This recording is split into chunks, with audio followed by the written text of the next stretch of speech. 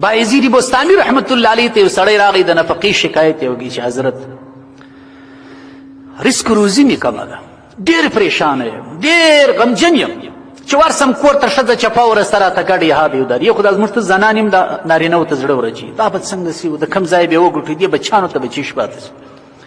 بایزید بستانی رحمت الله علیه ورته وفرمایل زه به یو نسخه درکم په لاس ته ولاړ شه د عملي کاغذ څنګه ولاړ شه کور ته چې ولاړې د کومو کسانو نفقه چې ستا پر ذمه وه هغه د کوره وباسه ویې او د کومو کسانو نفقه چې د الله پر ذمه وه هغه په کور کې پرېږده. سړی حیران شو نفقه خو ګرده الله پر ذمه د کومو کسانو نفقه چې ستا پر ذمه ده هغه د کوره وباسه او د کومو کسانو د نفقې ذمهداري چې الله اخیستې هغه په کور کې پرېږده. هغه حیران شو. بایزید بستانی رحمت الله علیه ورته وفرمیل چې زه حیران ستاسې عقیدې ته یم، شپه ورځ ګناهونه کوو که نه کوو؟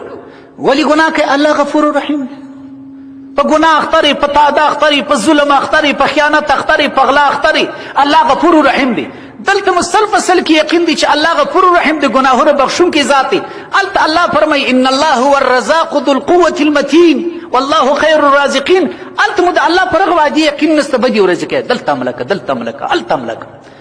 یأتي علی الناس زمان، نبی کریم علیه السلام فرمایي زما پر امت به داسې زمانه هم راځي یأتي علی الناس زمان لا یبالی المرء، یو شخص به هېڅ پروا نه کوي،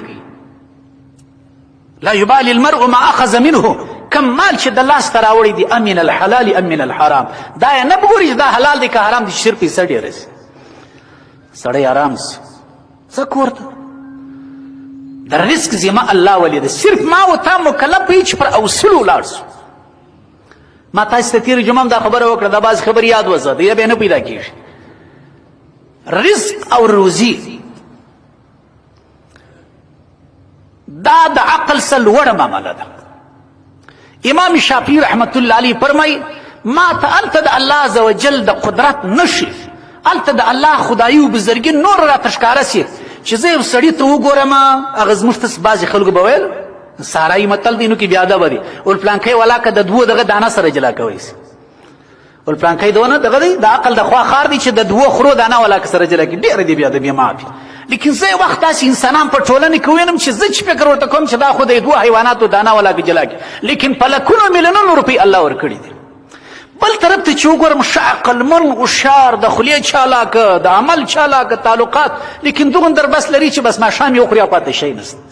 دلته زه په دې آیت پوه سم نحن قسمنا بینهم معیشة فی الحیاة الدنیا، د دنیا نظام الله وایي موږ جوړ کړی دی، نظام معیشت دی که نه دی، اقتصاد معیشت دا موږ جوړ کړی دی، چاته لږ چاته ډېره ورکوو. وفضلنا بعضهم على بعض درجات، په دې کې مو ځینو ته پر ځینو فوقیت ورکړی دی، یو مور دی بل مسکین دی. هر څه ته چې ورخطا یې رزق ته مه ورخطا کېږي، هغه شي ته ورخطا سه چې الله ستا پر ذمه درکړی دی. الله پاک تا ته فرمایي چې لمونځ وکړه اقیم الصلاه، لمانځه ته ورخطا سه چې نن به دا 15 وخته لمونځ وکړم که یا الله پاک روژه فرض کړې ده، اوس ورته اماده سه چې را روانه روژه به څنګه ونیسم. الله پاک وایي زکات ادا که د اوس خپل حساب شروع کړي زما سرمایه به څوی او څونه زکات به ادا کړه، دغه ستا کار دی. رزق او روزي الله ستا پر ذمه نه ده درکړې. موږ به زموږ قسمت ته ګوره په هغه شي پسې ځغلو چې الله وایي زما پر ذمه دی، هغه څه مو پرېښي دي چې الله وایي ستا پر ذمه دي. لیونیان دي که نه دي ده؟ ابراهیم ابن ادهم صاحب ته یو سړی راغی د فقر و فاقې شکایت وکړي چې حضرت داسې مسکنت دی غربت دی، د ماښام د ولاکه پیدا کېږي. ابراهیم ابن ادهم رحمت الله علیه ورته او د الله بنده دا څنګه کیسې دي، دا څنګه کیسې دي، د خلکو سره د فقر و فاقې قدر نشته. ته ورسه د ابراهیم څه پوښتنه وکړي چې هغه فقر و فاقت څنګه رانیولې ده؟ ما خو د بل پاچي، ما خو د بل خو د مزار پاچي قربان کړل، فقر و فاقه مې په رانیول. زه خو په بلخ کې والي وم، زه خو د بلخ باچا وم، ما باچي پرېښول، فقر و فاقه او فقیري مې اختیاره کړه. تاسې عجیبه انسانان یې چې د نیستۍ څه شکایت کوئ؟ نیستي مو څه شکایت شی ده؟ ډاکټران وایي انسان ته چې یوه هګۍ په 24 ساعته کې ورکړې دا یوه هګۍ د ژوند د بقا سبب دی. دا ډاکټران موږ ته وایي په 24 ساعته کې انسان پر یوې هګۍ ګزاره کولی شي. تېرې جمعه مې تاسې ته د هغه صحابي قصه بیان کړل چې خپل زوی ته کیسه کوي چې بچی دا خو بل دور دی، زموږ په دور کې موږ مجاهدین و غزا ته تللي وو، زموږ ډوډۍ خلاصه سول، یوه خرما به امیر صاحب راکول، په لښکر کې به د یوې خرما به موږ 4 ساعته ګزاره کول. الله پاک انسان داسې جوړ کړی دی. زموږ د ټول خواهشات ټول خواهشات مو نه پوره کېږي، ضروریات مو پوره سوي دي، خوراک، چښاک، لباس.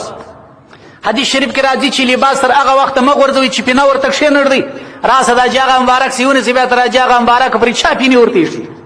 دا لنګوټې سره یې څه څیري وو، ما چې ویل دا څه کوې، دا څیري لنګوټه راڅخه چی کوم، دا اوس ګناه ده؟ نبي علیه السلام وایي پینه ورته کښېږدئ. او تاسو به دا نو خواهشات شول که نه شول؟ کالو ته پینه ایښول سنت ده، لیکن دا خواهشات شول. نو زما او ستا هر څومره مسکین چې اوس راواخلې د ده کالي تر پینو پورې اوس نه دي رسېدلي. بعضې مسکینان خو اوس حرفوي و کسبي ګرځېدلي دي، سهار راولاړ سي غوټه ګونۍ را په شا کې ماښام چې ځي، دا کسبي و حرفوي فقیران چې دي دا دونه شان کور ته وړي چې ما او تا په میاشت نه دي خوړلي. د دوی کره هره شپه 1500 دي، زموږ 1500 مو لیدلې، 15 قسمه خواړه. نن د دې کسبي و حرفوي فقیرانو کره هره شپه 1500 دي، کیلې، سیبان، مالټې او دغه رقم غوښې، ورجې، هر څه د دوی سره ورسره دي. نو دا ترتیب چې جوړ دی دا زموږ د مسجد مخکې مې یو بیروبار جوړ کړی د خلکانو، مګر چې اوس په پسې دي بیا یې چاپیه لاندې راځي ورځ. نو خدای بندګانو ثبت کړي اس پی سی درکړي یا ریکارډ، نو بیا دلته چی لپاره فکر کوي؟ 3.5 زره دي که 4.5 زره که 5.5 زره فقیران خالي د کابل څخه ټول کړي. دا څه حال دی؟ دا یو څو عمر مخکې د هلمند بیا فرشي بدنام یار وخت په رسنۍ کې د هلمند یو فقیر یې ټینګ کړی دی، نو غټې افغانۍ هم پرتې دي، میده افغانۍ هم پرتې دي، کالدار هم پرتې دي، دا ډالر ملا ونیل دل چې هغه نه وکړ څنګه پټ کړي وه. نو دا یې ګرد ورسول، دا مې یو فقیر ټینګ کړی. نو رزق روزي ته انسان ورغتا نه سي، رزق ذمه چا اخیستې ده. وما من دابة في الارض الا على الله رزقها، نسته هیڅ شورېدونکی شی پر سر د مځکې مګر الله عز وجل یې د روزي ذمه اخیستې ده، الله عز وجل یې د روزي ذمه اخیستې